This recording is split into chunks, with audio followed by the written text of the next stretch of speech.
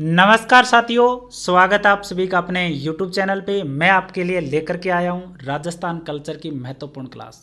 ये क्लास पूर्णतः objective type रहेगी और आपको क्लास संस्कृति का आपका एक तरीके का टेस्ट रहेगा रोजाना।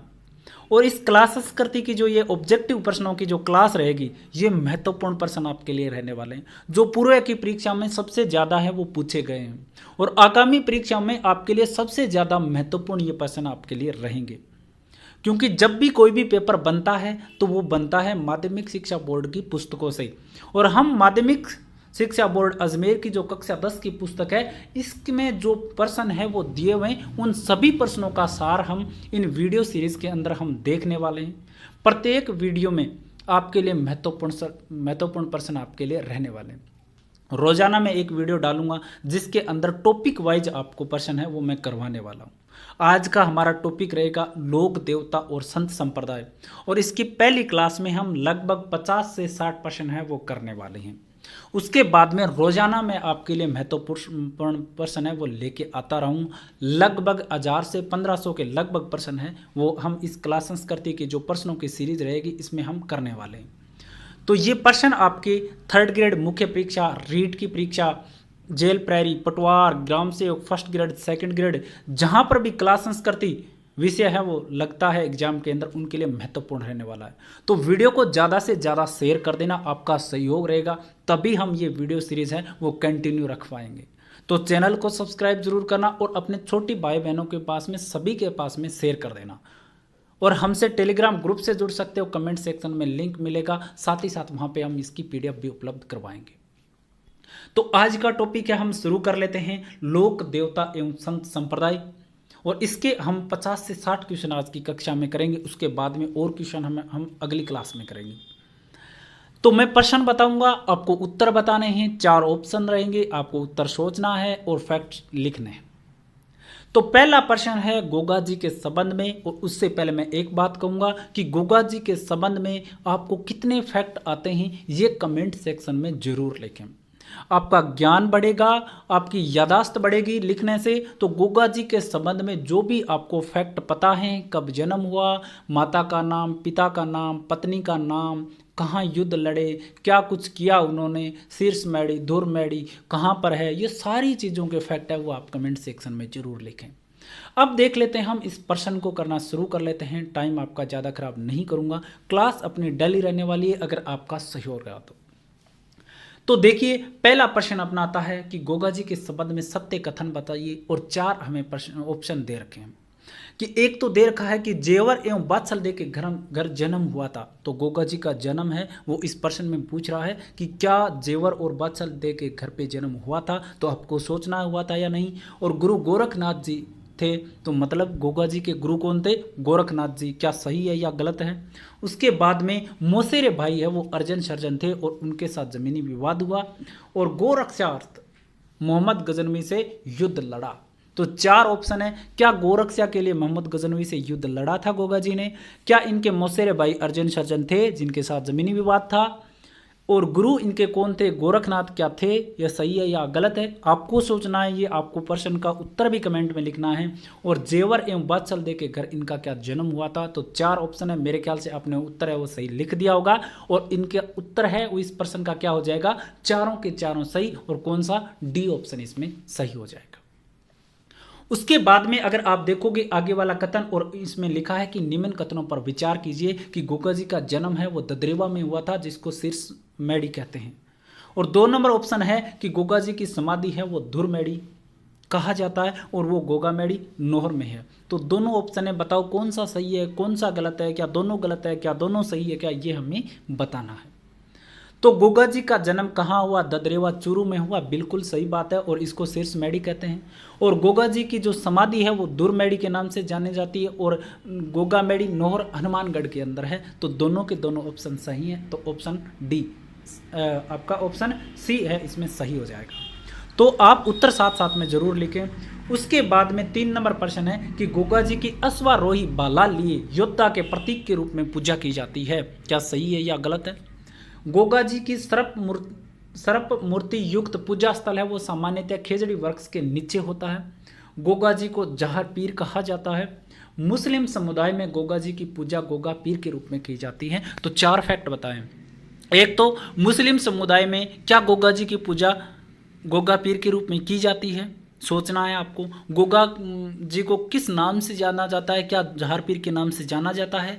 और गोगा जी की जो सर्प युक्त जो मूर्ति है उसका जो पूजा स्थल है क्या वो सामान्यतः खेजड़ी वृक्ष के नीचे होता है। और क्या गोगा जी को अश्वारोही भालालीय योद्धा के प्रतीक के रूप में पूजा जाता है। ये 4 ऑप्शन है, बताओ इसमें से कौन सा गलत है कौन सा सही है। और इस प्रश्न में हमसे पूछा है कि सत्य कथन कौन से हैं। तो उत्तर आपने कमेंट में जरूर लिख दिया होगा और इसका ऑप्शन है वो कौन सा सही हो जाएगा, डी ऑप्शन इसमें सही हो जाएगा। ठीक है। उसके बाद में पूछा है कि तेजा जी का जन्म कहाँ हुआ, प्रश्न गौर करने वाला है। इसमें 10वीं वाला जो उत्तर आता है वो हम सही कर देते हैं तेजा जी का नाम आते ही, लेकिन इसमें पूछा है जन्म ना के निवारण। जन्म पूछा है किस तिथि को हुआ है, तो तेजा जी का जन्म भाद्रपद शुक्ल 10वीं, माघ शुक्ल 14, आश्विन शुक्ल 10वीं, श्रावण पूर्णिमा। तो बताओ इन चारों में से जो तेजा जी का जन्म है वो कब हुआ था। तो मेरे ख्याल से आप सभी का उत्तर होगा भाद्रपद शुक्ल 10वीं का, लेकिन जिसने अच्छे से पढ़ रखा है वो उत्तर देगा माघ शुक्ल 14 को तेजा जी का जन्म हुआ। तो अगर आप सजग होकर तैयारी कर रहे हो तो गोगा जी के संबंध में आपने लिख दिया होगा फैक्ट एक कमेंट के अंदर। अब दूसरे कमेंट के अंदर आप तेजा जी के बारे में जो भी आप जानते हो वो पूरा का पूरा कमेंट के अंदर आप जरूर आप छाप दें एक बार, तो आपका ज्ञान पता चलेगा, आपकी याददाश्त बढ़ जाएगी। तेजा जी के संबंध में सत्य कथन बताइए। तेजा जी के संबंध में सत्य कथन। जन्म हुआ 1073 ईस्वी खड़नाल नागौर में। ताहड़ जी एवं राम कंवरी के घर जन्म हुआ। इसका विवाह पेमल पनेर अजमेर से हुआ। इनका तेजा जी ने लाछा गुजरी की गायों की रक्षा मेर के मीणाओं से की। 4 आपको ऑप्शन दे रखे हैं, सत्य कथन आपको बताने हैं। तो तेजा जी का जन्म कब हुआ, 1073 ईस्वी खड़नाल नागौर में हुआ था क्या, आपको सोच लेना है। मैं उत्तर बता देता हूं, आपने सोच लिया होगा, लिख दिया होगा। तो निश्चित तौर पे हुआ था 1073 ईस्वी में खड़नाल नागौर में। ताहड़ जी इनके पिता थे, राम कुंवरी इनकी माता थी और इनके ही घर इनका जन्म होना है। विवाह है वो पेमल जो पनेर अजमेर की निवासी थी उनसे हुआ था। और तेजा जी ने लाछा गुजरी की गायों की रक्षा की थी मेर जाति के मीणाओं से। तो ये चारों के चारों ही ऑप्शन सही है। उसके बाद में वीर तेजा जी दोल्या किस स्थान पर सर्पदंश के कारण वीरगति को प्राप्त हुए। तो तेजा जी की जहाँ पे वीरगति को प्राप्त हुए तो वो स्थान हमें बताना है, क्योंकि तेजा जी को एक स्थान पे डसा था, एक स्थान पे वीरगति को प्राप्त हुए, एक स्थान पे जन्म हुआ, एक स्थान पे विवाह हुआ। तो हमें वो स्थान बताना है जहाँ वो वीरगति को प्राप्त हुए।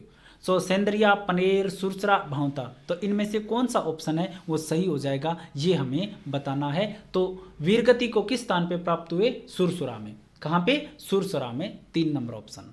तो आपका सही हुआ होगा मेरे ख्याल से। तेजा जी से संबंधित प्रसिद्ध पशु मेला कहाँ बढ़ता है। तो तेजा जी से संबंधित पशु मेला कहाँ बढ़ता है, खरनाल, पनेर, परबतसर, सुरसरा। तो चारों में से सही बताओ कौन सा होगा, तेजा जी का प्रसिद्ध पशु मेला कहाँ बढ़ता है। तो उत्तर है वो कमेंट में आप छाप दीजिए। तो कौन सा ऑप्शन होगा, परबतसर। तेजा दशमी मनाई जाती है। तेजा दशमी मतलब निवारण दिवस कब मनाया जाता है, मैंने ऊपर भी बताया था कि माघ शुक्ल दशमी, भाद्रपद शुक्ल दशमी, चैत्र शुक्ल दशमी, आश्विन शुक्ल दशमी। ये प्रश्न अनगिनत बार परीक्षाओं में पूछा गया है। तो बताओ कौन सा ऑप्शन इसमें सही होगा। तो तेजा दशमी या निवारण दिवस है वो कब मनाया जाता है, भाद्र शुक्ल दशमी को मनाया जाता है। उसके बाद में आप देखोगे कि नागों के देवता जो तलवार धारण किए घोड़े पर सवार योद्धा के रूप में है, किसे कहा जाता है। वो लोग वो देवता जो घोड़े पर तलवार धारण किए हुए हैं और सवार योद्धा के रूप में है, वो उस कौन से देवता को कहा जाता है ये हमें बताना है। गोगा जी, पाबू जी, तेजा जी, आलम जी। तो किसको कहा जाता है, तेजा जी को कहा जाता है। निश्चित तौर पे आपका प्रश्न सही हुआ होगा।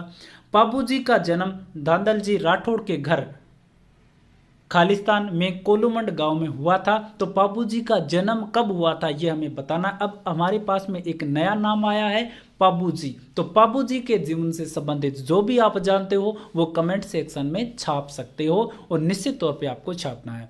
तो पाबू जी का जन्म कब हुआ, 1074, 946, 1243, 1239। तो कब हुआ था, कमेंट सेक्शन में उत्तर लिखना और मैं बता देता हूं 1239 में।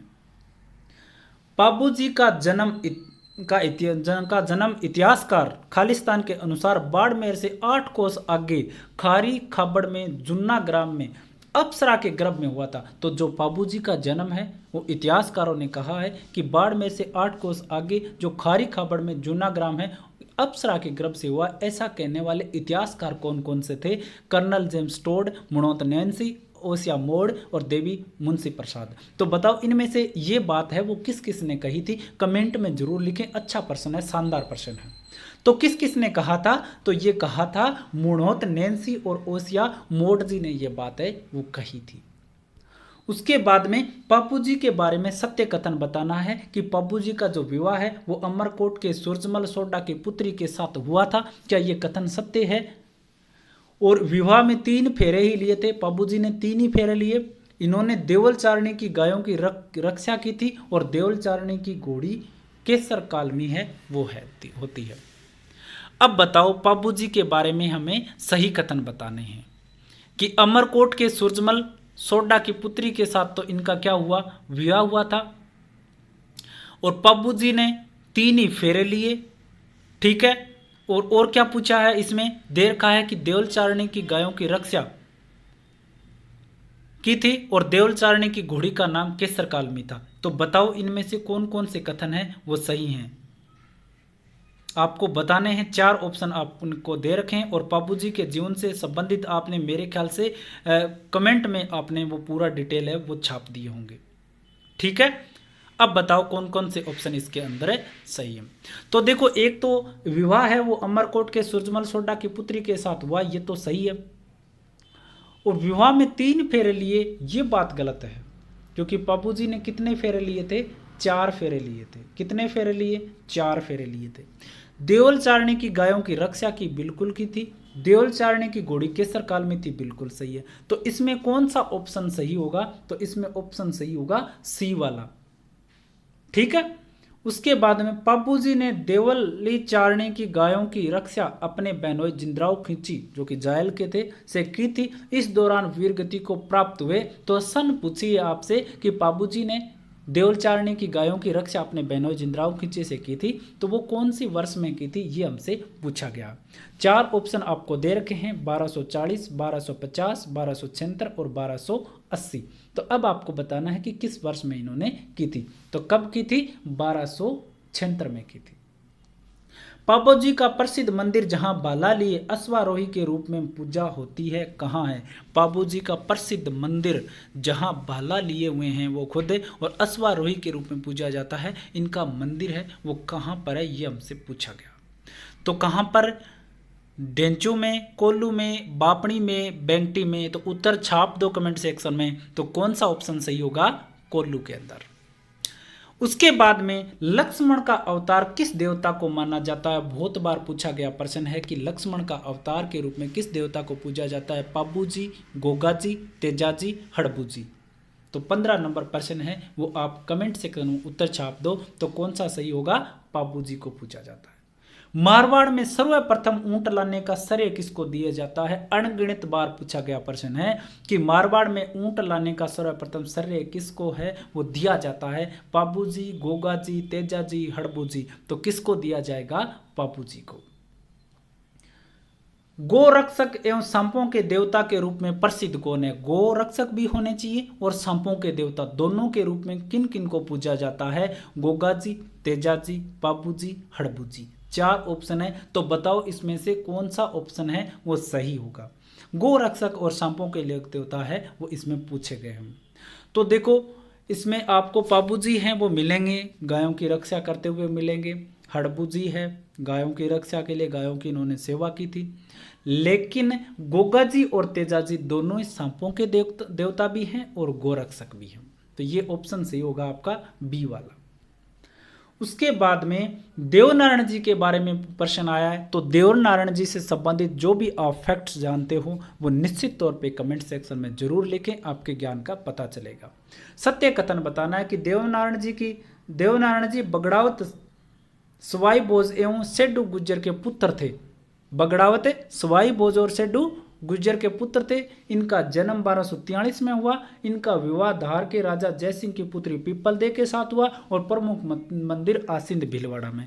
4 चीज इसमें पूछे गई हैं आपसे। एक तो देवनारायण जी का माता पिता का नाम, जन्म कब हुआ, विवाह किसके साथ हुआ, प्रमुख मंदिर कहाँ पर है। तो देवनारायण जी है जी बगड़ावत स्वाई भोज एवं सेठू गुर्जर के क्या पुत्र थे। इनका जन्म 1243 में हुआ था क्या। विवाह है वो धार के राजा जयसिंह की पुत्री पीपलदेव के साथ हुआ था क्या। प्रमुख मंदिर आसिंद भीलवाड़ा में है क्या, ये हमसे पूछा गया है। तो कौन कौन से ऑप्शन इसमें सही हैं आप एक बार के लिए कमेंट सेक्शन में जरूर बताएं और देवनारायण जी के बारे में एक बार जरूर लिख दें। तो ये ऑप्शन हो जाएगा डी। लोक देवता जिनके पिता बिनाय के शासक से संघर्ष करते हुए अपने 23 भाइयों के साथ वीरगति को प्राप्त हुए। लोक देवता जिनके पिता बिनाय के शासक से संघर्ष करते हुए अपने 23 भाइयों के साथ वीरगति को प्राप्त हुए कौन थे। तेजाजी, पाबूजी, देवनारायण जी, वीरकला राठौड़।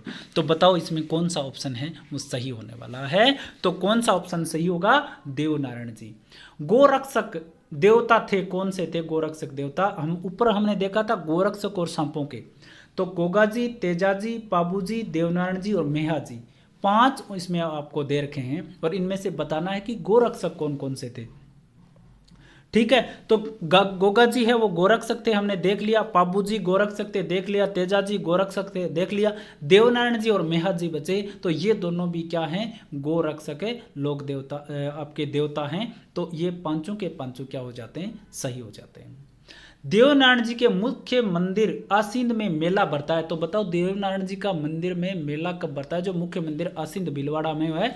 तो वहां पर मेला कब भरता है ये हमसे पूछा गया है। तो माघ शुक्ल 14, भाद्रपद शुक्ल सप्तमी, आश्विन शुक्ल 14, भाद्रपद शुक्ल 14। तो कब भरता है देवनारायण जी के मुख्य मंदिर में मेला, तो भाद्रपद शुक्ल 10वीं को मेला भरता है।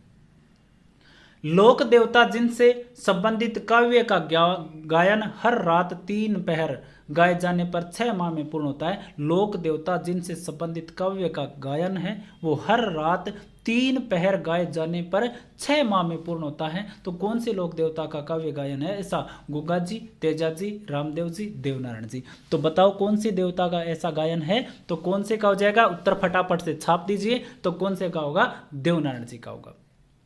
प्रश्न बहुत महत्वपूर्ण है, एग्जाम में आपको देखने को मिलेंगे। आराम से आप रजाई में बैठे बैठे और इन प्रश्नों को रोजाना देखेंगे तो आपकी कल्चर हो इतनी शानदार बन जाएगी। चैनल को सब्सक्राइब जरूर कर लेना और हमारे टेलीग्राम ग्रुप से जुड़ जाना। सभी के पास में आप शेयर करोगे तो हमें भी सहयोग मिलेगा, तो हम और बेहतर है वो आपके लिए कंटेंट लेके आते रहेंगे। कल्चर का लेके आएँ, उसके बाद में हिस्ट्री का ले आएंगे, जियोग्राफी का ले आएंगे और धीरे धीरे सारी चीज़ें हैं वो आपके लिए उपलब्ध करवा देंगे। उसके बाद में महेवा का शासन संभालने वाले संत या लोक देवता कौन थे। महेवा का शासन संभालने वाले संत या लोक देवता कौन थे। तो देवनारायण जी, मल्लीनाथ जी, तल्लीनाथ जी, मेहा जी। तो कौन से थे, कमेंट सेक्शन में उत्तर छापें। तो कौन होंगे इन चारों में से, तो हो जाएंगे आपके मल्लीनाथ। ठीक है, अब मल्लीनाथ से संबंधित जो भी आप अगर जानते हो तो वो कमेंट सेक्शन में जरूर लिखें। सूबेदार निजामुद्दीन की सेना को हराने वाले संत कौन थे। सूबेदार निजामुद्दीन की सेना को हराने वाले संत कौन थे। संत पीपाजी, मल्लीनाथ जी, गोगा जी, पाबू जी। तो सूबेदार निजामुद्दीन की सेना को हराने वाले संत पूछा है हमसे कि कौन से थे। तो कौन से होंगे बताओ, आप फटाफट उत्तर छाप दो। तो कौन से होंगे, मल्लीनाथ जी। वे संत जिन्होंने अपनी पत्नी की प्रेरणा से योग साधना की दीक्षा ली। वे संत जिन्होंने अपनी पत्नी की प्रेरणा से योग साधना की दीक्षा ली। मल्लीनाथ जी, गोगा जी, संत पीपा जी, पाबू जी। तो कौन से थे इन चारों में से आप बताओ, उत्तर फटाफट छाप दीजिए। तो कौन से हो जाएंगे, मल्लीनाथ जी ने मारवाड़ के सारे संतों को एकत्र करके 1399 ईस्वी में एक व्रत हरि कीर्तन आयोजित करवाया था। तो व्रत हरि कीर्तन का आयोजन 1399 में किसने करवाया था ये बताना है। रामदेव जी, मल्लीनाथ जी, रानी भटियाणी, आलम जी। इनमें से आपको 4 ऑप्शन है, चारों में से आपको बताना है। और आपका प्रश्न नंबर आ जाता है ये 26। कौन सा है, 26। तो कौन सा ऑप्शन सही होगा इसमें, आलम जी, मल्लीनाथ जी, रामदेव जी, रानी भटियाणी। तो कौन सा ऑप्शन सही हो जाएगा, मल्लीनाथ जी। प्रश्न है वो शानदार होंगे, कमेंट करके आप एक बार जरूर बता देना मुझे।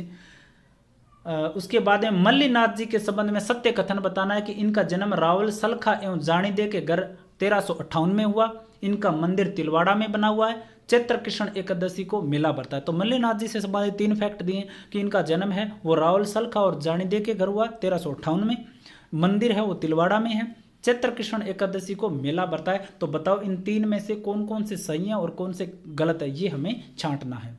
तो ये तीनों के तीनों ऑप्शन क्या हो जाएंगे बताओ, गलत होंगे या सही होंगे, या कोई गलत है कोई सही है, तो कौन आप जरूर लिखें। तो ये तीनों के तीनों ऑप्शन क्या हो जाते हैं, सही। बाबा रामदेव जी ने विरोध किया था, बाबा रामदेव जी ने विरोध किया था। तो अब रामदेव जी से संबंधित फैक्ट है, आप कमेंट सेक्शन में जरूर लिखेंगे, आपकी तैयारी का पता चल जाएगा। आप लिखना, आलस मत करना, आपको मजा आएगा। फिर धीरे धीरे आप फैक्ट लिखोगे, याद होते चले जाएंगे और आपको शानदार है वो रोजाना ऐसे लिखते जाओगे तो बहुत है वो अच्छा लगेगा और आपका जो मेमोरी है वो भी बढ़ेगी। तो रामदेव जी ने किस चीज़ का विरोध किया, जाति प्रथा का किया था, मूर्ति प्रथा का किया था, या तीर्थ यात्रा का किया। तो 3 है, जाति प्रथा, मूर्ति पूजा और तीर्थ यात्रा। किस चीज़ का विरोध है वो रामदेव जी ने किया था। आपको ऑप्शन भी देखने को मिलेंगे, इसमें दे रखा है 1 2 1 2 1 2 3। क्या तीनों सही है? 1 और 2 नंबर सही है? क्या 2 नंबर सही है? 1 नंबर सही है? तो ये हमें बताना है रामदेव जी ने विरोध किसका किया। तो रामदेव जी ने इन तीनों चीज़ों का क्या किया था, विरोध। जाति प्रथा का भी किया, मूर्ति पूजा का भी किया और तीर्थ यात्रा का भी किया। अब बात करें हम, देखो कामड़िया पंथ के संस्थापक, हमसे पूछा है कि कामड़िया पंथ के संस्थापक कौन थे। कामड़िया पंथ के संस्थापक रामदेव जी थे क्या, बाबू जी थे क्या, तेजा जी थे क्या, गोगा जी थे क्या। तो बताओ इनमें से कौन सा प्रश्न सही होने वाला है और कमेंट सेक्शन में उत्तर जरूर छाप दीजिए। तो कामड़िया पंथ के संस्थापक जो है वो होते हैं रामदेव जी। रामदेव जी के मेले में नृत्य किया जाता है। तो रामदेव जी के मेले में कौन सा नृत्य किया जाता है, बवाई, तेरह ताली, नौटंकी, कच्ची घोड़ी। तो बताओ रामदेव जी के मेले की प्रमुख विशेषता वाला जो आपका नृत्य है वो कौन सा है। फटाफट ये उत्तर है वो आप सभी दीजिए और प्रश्न है वो सही होना चाहिए। तो कौन सा होगा, तेरह ताली। बाबा रामदेव जी के जीवन से संबंधित विशेषता नहीं है कि बाबा रामदेव जी के जीवन से संबंधित विशेषता नहीं, वो वीर योद्धा थे, लेखन एवं कवि, मतलब लेखक और कवि क्या दोनों थे, समाज सुधारक थे और लोक देवता थे। तो इनमें से कौन सी विशेषता रामदेव जी से संबंधित है, वो नहीं है। तो बताओ, रामदेव जी वीर योद्धा थे, बिल्कुल सही है। लेखन और कवि, लेखक और कवि दोनों थे। समाज सुधारक थे, लेकिन लोक देवता है वो नहीं थे। ये इसमें आप देख सकते हो, इसमें वीर योद्धा, समाज सुधारक, लेखक एवं कवि, लोक देवता, इन चारों में से आपको बताना है कि कौन सा ऑप्शन की विशेषता है वो रामदेव जी की इसमें नहीं है, ये हमें बताना है। अब देखो रामदेव जी से संबंधित आपने जो भी लिखा है, रामदेव जी से संबंधित आपने जो भी लिखा है वो कितना लिखा है, ये आपका निर्भर करता है कि आपने कितना कुछ पढ़ रखा है। ठीक है, और आपको देखो बारी बारी अगर आप लिखोगे ना रोजाना, मैंने जैसे बताया, देखो तेजा जी के संबंध में बताया कि उनके बारे में लिखो। ठीक है, मैंने बताया कि आप है वो तेजा जी के बारे में लिखो, रामदेव जी के बारे में लिखो, गोगा जी के बारे में लिखो, और भी मैंने बताया। अब इनके बारे में लिखने से क्या होगा कि आपका जो आपने जो कुछ पढ़ा है ना वो स्थायी हो जाएगा। वो क्या हो जाएगा, स्थायी हो जाएगा। ठीक है, और स्थायी होगा तभी आपका आगे ज्ञान है वो और बढ़ेगा और आपको भी पता चलेगा कि आपको कितना कुछ है वो आ रहा था। ठीक है, ये है। तो देखो सीधी सी बात है, लोक देवता तो वो थे, लेखक और कवि भी थे, समाज सुधारक भी वो बिल्कुल थे, और वीर योद्धा भी थे। तो इसमें ऑप्शन है वो विशेषता नहीं वाला दे रखा है।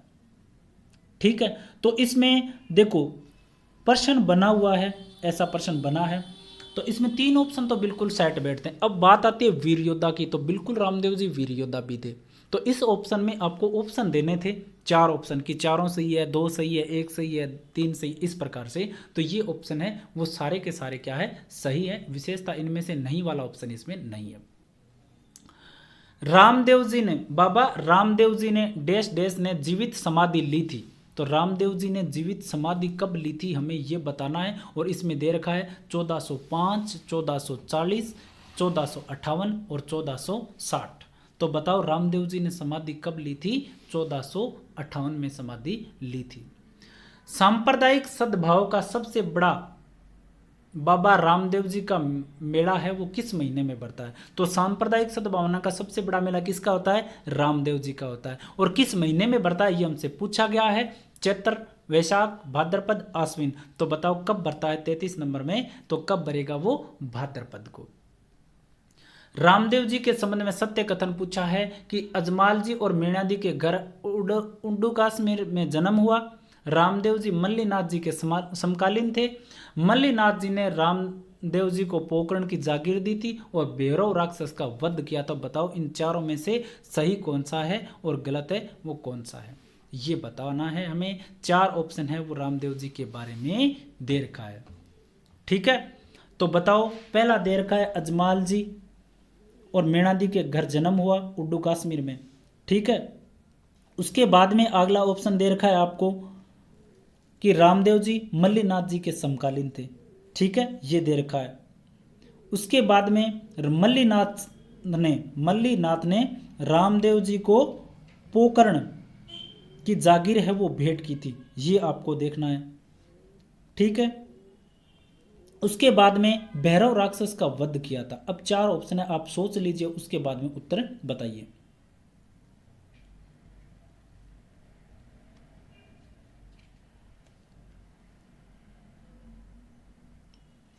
तो 4 ऑप्शन आपने सोच लिया होगा और अब मैं उत्तर बता देता हूं कि पहला ऑप्शन बिल्कुल सही है, आपको पता होगा। रामदेव जी मल्लीनाथ जी के समकालीन थे, ये भी सही है। मल्लीनाथ जी ने रामदेव जी को पोकरण की जागीर दी, ये भी बिल्कुल सही है। और भैरव राक्षस का वध किया था, ये भी सही है। तो चारों के 4 ऑप्शन इसमें सही हो जाएगा। रामदेव जी के संबंध में सत्य कथन हमें बताना है। रामदेव जी के संबंध में सत्य कथन हमें बताना है 35 नंबर में। तो इसमें क्या लिखा गया है कि विवाह है वो अमरकोट के दलजी सोडा की पुत्री नेतल जी के साथ हुआ। रामदेव जी ने रामदेवरा रुणेचा गांव बसाया। रामदेव जी ने भाद्रपद शुक्ल एकादशी के दिन समाधि ली और रामदेव जी को कृष्ण का अवतार कहा जाता है। तो बताओ इन चारों में से ऑप्शन है वो कौन से सही हैं, वो हमें बताना है। तो चारों सोच लो और फटाक दे से उत्तर बता दो। तो कौन सा हो जाएगा? डी ऑप्शन इसमें सही हो जाएगा। पंच पीरों में शामिल कौन से देवता नहीं है? रामदेव जी, तेजा जी, गोगा जी और हड़बू जी। तो बता दो, इस 36 नंबर में बहुत बार, अनगिनत बार पूछा गया है। तो पंच पीरों में शामिल कौन नहीं है? तेजा जी नहीं है। पंच पीरों में शामिल लोक देवताओं का सही युग्म आपको बताना है। तो फटाफट से पंच पीरों में शामिल देवताओं का आप लिस्ट से पांचों के पांचों है वो आप लिख दीजिए कमेंट सेक्शन में। जो भी वीडियो देख रहा है वो निश्चित तौर पे इस प्रश्न को लिखेगा, क्योंकि बहुत बार ये प्रश्न पूछा जाता है। तो कौन सा हो जाएगा? इसमें कौन कौन से होंगे? गोगा जी, पाबू जी, मेहा जी, हड़बू जी, रामदेव जी। तो इसमें आप ट्रिक भी कर सकते हो कि इसमें बन सकती है कि गोगा ने, राम ने पाबू से कहा कि गोगा में बरसाएं। ठीक है, इस प्रकार से भी आप याद कर सकते हो। उसके बाद में मेहाजी मंगलिया का प्रमुख मंदिर में स्थित है, जहां भाद्रपद कृष्ण अष्टमी के दिन मेला बढ़ता है। मेहाजी मंगलिया का प्रमुख मंदिर कहां पर है जहां पर भाद्रपद कृष्ण अष्टमी के दिन मेला बढ़ता है? तो बुंडेल में, तापू में, बेंगटी में, बापणी में। तो बताओ 38 नंबर में कौन सा प्रश्न सही हो जाएगा? तो मेहाजी मंगलिया का प्रमुख मंदिर है वो कहां पर है? बापणी में। लोक देवता गायों के रक्षार्थ बाटियों से युद्ध करते हुए वीरगति को प्राप्त हुए। तो कौन से ऐसे लोक देवता है जो गायों की रक्षा के लिए बाटियों से युद्ध करते हुए वीरगति को प्राप्त हुए? तो हड़बू जी, पाबू जी, बिग्गा जी, मेहा जी। तो बताओ 39 नंबर प्रश्न में कौन सा प्रश्न सही होगा? तो कौन सा हो जाएगा? मेहा जी। तो मेहा जी से संबंधित जो भी आप जानते हो वो निश्चित तौर पर आप कमेंट करके जरूर बताएं। पंच पीरों में कर्नल जेम्स टोड के अनुसार शामिल लोक देवता जो गहलोत गुहिल राजवंश से संबंधित थे कौन है? पंच पीरों में कर्नल जेम्स टोड के अनुसार शामिल लोक देवता जो गहलोत या गुहिल राजवंश से संबंधित थे, तो कौन से लोक देवता हैं? रामदेव जी, पाबू जी, मेहा जी, हड़बू जी। तो फटाफट कमेंट में एक बार के लिए हमें जरूर बताएं कि कौन से ऐसे लोक देवता हैं। तो कौन से थे? मेहा जी। लोक देवता का प्रमुख स्थान हरबम जाल गांव था। तो बताओ कौन से लोक देवता का जो स्थान है वो प्रमुख स्थान था? तो हड़बू जी, तेजा जी, मेहा जी, पाबू जी। तो किसका था? हड़बू जी का था। कौन सा था? हड़बू जी का ये प्रमुख स्थान था। और हड़बू जी के बारे में आप कमेंट सेक्शन में जरूर इनकी जीवनी लिखें। लोक देवता लोक देवता जो गुरु भाई एवं मोसेरे भाई थे, गुरु भाई और मोसेरे भाई हैं, वो कौन से लोक देवता थे? गोगा जी और पाबू जी, रामदेव जी और हड़बू जी और मेहा जी, रामदेव जी और पाबू जी। तो बताओ, गुरु भाई भी थे और मोसेरे भाई भी थे, ऐसे कौन से लोक देवता हैं? तो कौन से होंगे? रामदेव जी और हड़बू जी। हड़बू जी के संबंध में सत्य कथन बताना है कि हड़बू जी बुंदेल के राव जोधा के समकालीन थे। हड़बू जी किसके समकालीन? राव जोधा के। अस्त्र शस्त्र एवं शकुन शास्त्र के ज्ञाता थे। रामदेव जी की प्रेरणा से गुरु दीक्षा ली। प्रमुख मंदिर बैंगटी फलोदी में। तो बताओ, हड़बू जी के संबंध में इनमें से सत्य कथन कौन से हैं? तो मेरे ख्याल से आप सभी का प्रश्न सही होगा और सभी के सभी कथन सत्य हैं। लोक देवता जिनके मंदिर में बैलगाड़ी की पूजा की जाती है, ऐसे लोक देवता कौन से हैं? बैलगाड़ी की पूजा की जाने वाले लोक देवता रामदेव जी, हड़बू जी, मेहा जी, पाबू जी। तो कौन से होंगे? हड़बू जी। कौन से होंगे? हड़बू जी। लोक देवता जो मेवाड़ महाराणा उदय सिंह के समकालीन थे, ऐसे लोक देवता जो मेवाड़ महाराणा उदय सिंह के समकालीन थे, वीर कल्लाजी राठौड़, तेजाजी, भैरवनाथ, देवनाथ आचार्य। तो ऐसे कौन से लोक देवता हैं जो उदय सिंह के समकालीन थे? तो कौन से थे? वीर कल्लाजी राठौड़। और वीर कल्लाजी राठौड़ के बारे में आप पूरी जीवनी है वो कमेंट सेक्शन में जरूर छापेंगे।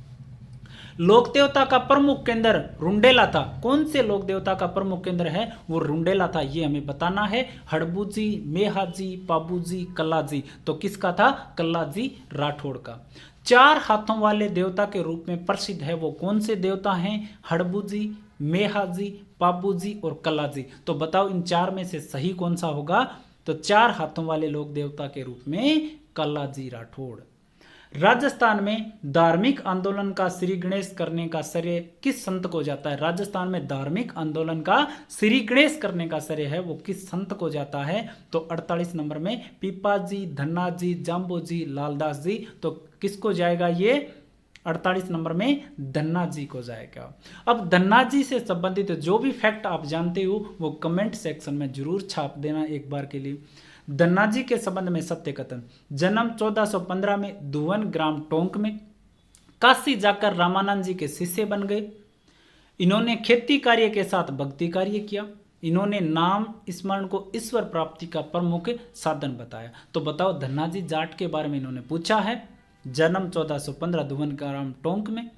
काशी जाकर रामानंद जी के शिष्य बने। खेती कार्य के साथ भक्ति कार्य किया। नाम स्मरण को ईश्वर प्राप्ति का प्रमुख साधन बताया। तो बताओ, इन चारों में से चारों सही है? 3 सही है, 2 सही है, 1 सही है। तो बताओ कौन सा ऑप्शन इसमें सही होगा? तो डी वाला इसमें सही हो जाएगा।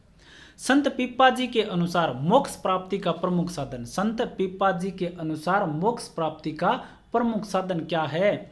उपासक, भजन कीर्तन, भक्ति, तीर्थ यात्रा। तो बताओ, संत पीपा जी के अनुसार तो क्या हो जाएगा इसमें? भक्ति। तो आज देखो, हम 50% करेंगे। पहली क्लास थी हमारी, 50% किए लोक देवता और संत संप्रदाय के। इनके प्रश्न है वो काफ़ी ज़्यादा और बचे हुए हैं। टॉपिक वाइज हम करते जाएंगे। आप सब अगर वीडियो को ज़्यादा से ज़्यादा शेयर करोगे और हमारा सहयोग करोगे तो निश्चित तौर पे, और हम जैसे बता रहे हैं कमेंट सेक्शन में लिखो, अगर आप लिखे हुए हमें मिलेंगे तो हम और मोटिवेट होंगे, आपके लिए और शानदार क्लास लेकर के आएंगे और धीरे धीरे इन प्रश्नों का विस्तार भी बताना हम आपको शुरू कर देंगे। ये क्लास हमारी डेमो के रूप में थी कि कितने लोग हैं वो इसका इंतज़ार कर रहे हैं और कितने लोग हैं वो सजग होकर तैयारी कर रहे हैं। चैनल को सब्सक्राइब कर लेना। और क्लास है, हम कोशिश करेंगे कि रोज़ाना आपके लिए लेकर के आएँ। धीरे धीरे हम लाइव लेकर के आने की कोशिश करेंगे। पहले ही तो हम वीडियो उपलब्ध आपको करवा रहे हैं। आज के लिए इतना ही।